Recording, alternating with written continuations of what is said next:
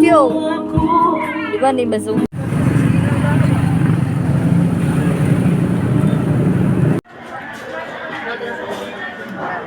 So, take ko, Sir 9. Sir 9.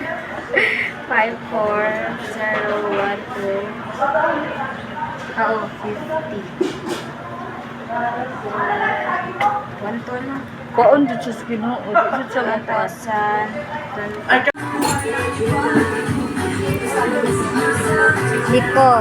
Liko. Iya ba yung nga mga brand? Oh. Oh, maragyan na pero dili na. Isa.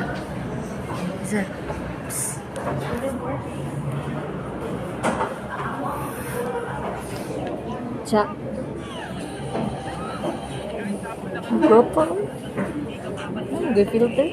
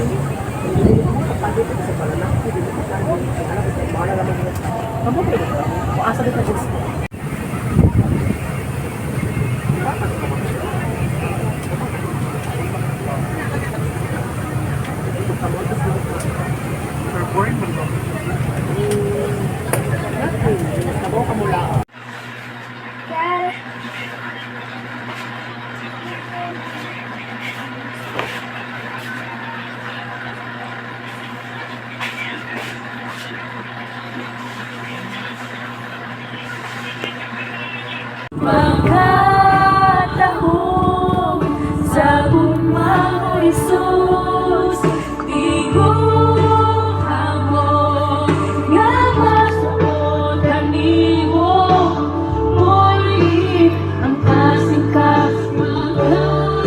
Pagkatahong sa umang Jesus, pagkatahong sa umang Jesus,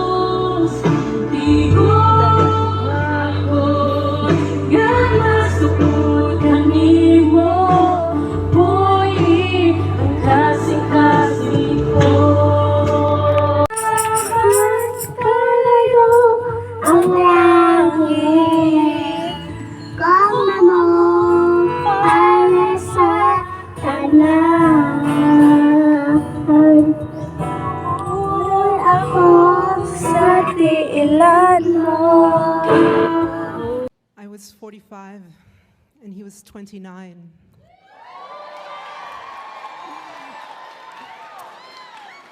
We met in a French medieval village called Bruniquel. And after 4 days of debate, I decided to go out with him. I couldn't resist him. He was the most extraordinary partner I have ever had. He was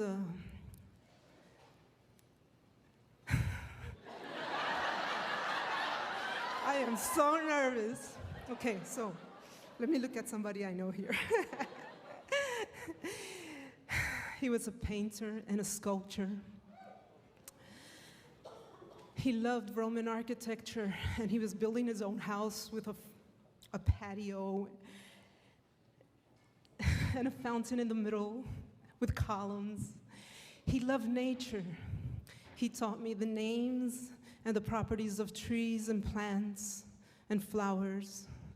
He was an outstanding musician. He had created his own style of music that was flamenco music and Irish music put together. And when he played that music, it had delicious, indecent effects on me. Everything about him was exceptional. I couldn't believe that a man of his age and beauty and talent could be free and even more be interested in a woman of my age. As time went by, he was more and more exceptional. I couldn't understand really what was happening. We traveled a lot. We went to a lot of festivals where he performed with this group called Kill the Dog. He used to play Irish music. We used to go up and climb in these old churches. He used to have this key ring with old keys that would go into any church, and I'd open, and we'd sneak inside and look at the paintings, and I always wanted to make love in there. And so he started calling me Puerquito. That means little pig in Spanish, because he said that I was defiling all the holy places of France. But he never said no, so I called him Puerquito too.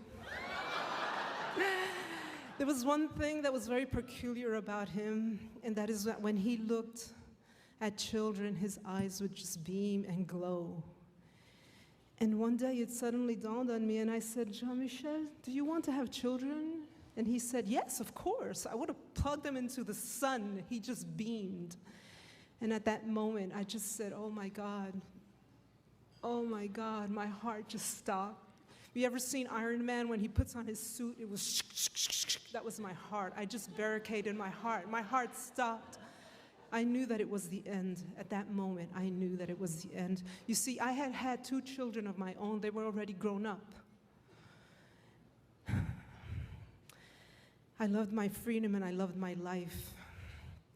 And for nothing in the world was I going to deprive that human being from living the experience of having children. I went home and I cried all night long. And the next day I left him. But it wasn't over.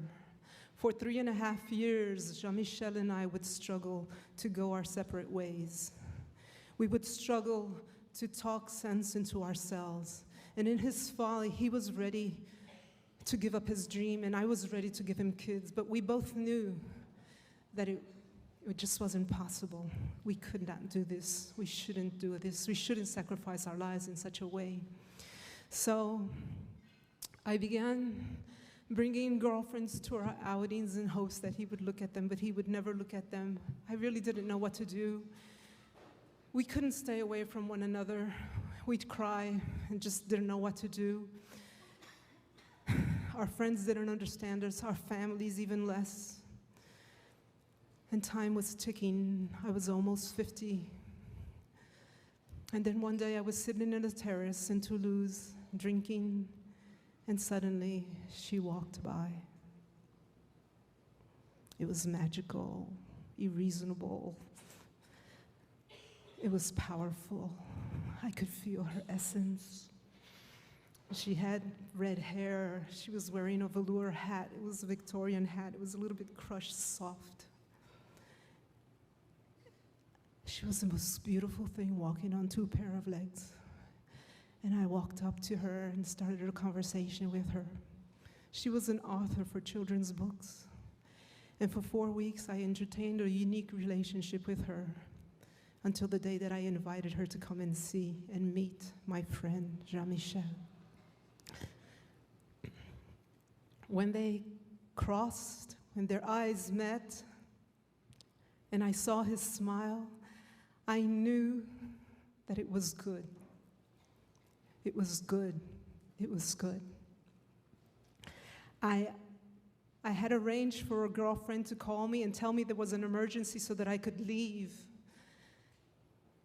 He knew. And I hugged him, he hugged me, he wouldn't let me go.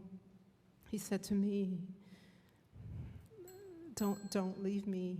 But I just said, just be free. Make your dreams come true, be free. Even without me, just be free. So I turned around to never return. I walked away. They called me the next day. They called me dozens of times. I changed my phone. I moved away, and I didn't see him for 4 years until one day I took the phone and I picked up the phone and called him and told him I was coming. He was exposing in a nearby village. And as I walked into the gallery, I saw that 4 years had gone by, and this beautiful little redhead came running out with curly hair.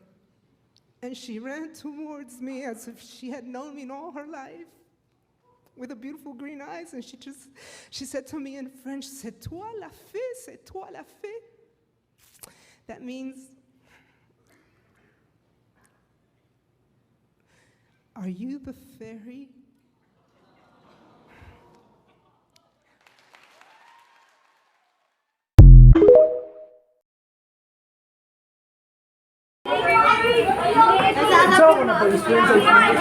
Basta ka, iyakay.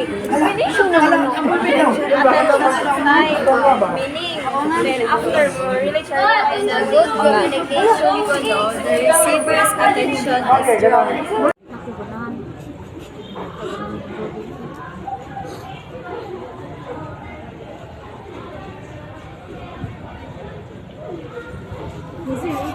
Selfie, ito. Huwag na ko ba? Wapay lang.